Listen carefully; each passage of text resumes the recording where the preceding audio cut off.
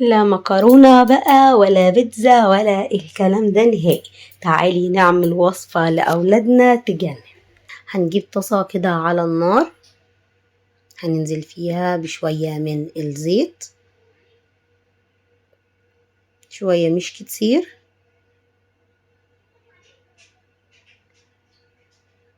وهننزل بربع كيلو من اللحمة المفرومة،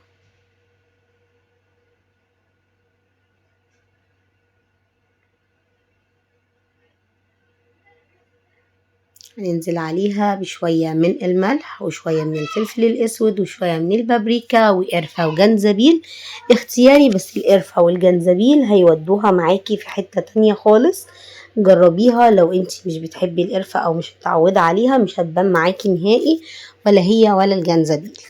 هنغطي عليها بقى ونسيبها على نار هادية تماما تستوي معانا، وعقبال ما تستوي هنكون بنجهز معلقة كده كبيرة من السمنة أو مكعب من الزبدة، ونزوده بشوية كده من الزيت حسب الرغبة،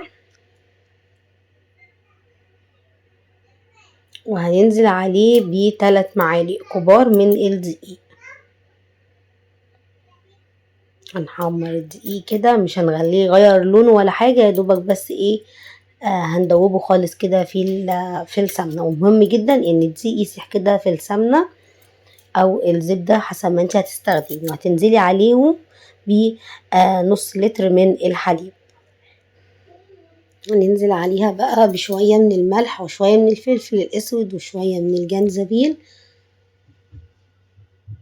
وهنقلب بقى لحد ما نوصل للقوام اللي احنا حابينه. حابة تخلي قوامها خفيف تمام، حابة يكون قوام البشاميل تقيل زي ما انت حابة. انا بحبه عامة يبقى خفيف علشان يطلع معايا الحاجة سايحة كده، بحبها بالمنظر ده. حابة تكون طالعة معاكي الحاجة متماسكة، يبقى هتقلي البشاميل.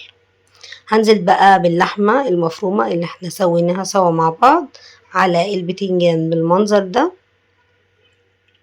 حطيت البتنجان في الصينية من تحت وفوقيه اللحمة المفرومة، وهنزل فوقيهم بالبشاميل. حابة تعملي طبقة بتنجان، طبقة لحمة مفرومة، طبقة بتنجان تاني، وبعد كده تحطي البشاميل حسب الرغبة، هنا بقى اختياري.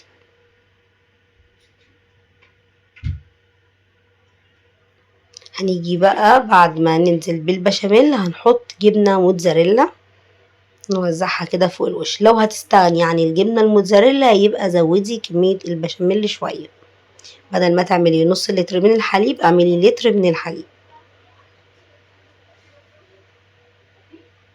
بس الجبنة الموتزاريلا بتخلي طعمها في منتهى الروعة، لو متوفر عندك يبقى افضل. هناخدها بقى نحطها في الفرن لحد ما الجبنة تسيح معانا كده وتاخد لون، في النار تاخد حاجات ميكس كده من بعض، مش قادرة اقولك بتبقى طعمها عامل ازاي، تجنن. ودي النتيجة بعد ما خرجت من الفرن. قطعيها بقى ودوقي، مش قادرة اوصفلك قد ايه في منتهى الروعة. اهو انا بحبها سايحة بالمنظر ده كده. طبعا حابة تكون متماسكة هتخلي البشاميل تقيل. بصي بقى عاملة ازاي، رهيبة. البتنجان مع اللحمة المفرومة مع البشاميل مع الجبنة، طعمه خيال خيال خيال، طعمه في منتهى الروعة. هتجيبي بقى عيش بلدي كده وتاكليها بالعيش، وألف صحة وهنا. هستنى رأيكم في التعليقات، وما تنسوش تعملوا كومنت ولايك وشير عشان يوصلكم المزيد من وصفاتي. والسلام عليكم.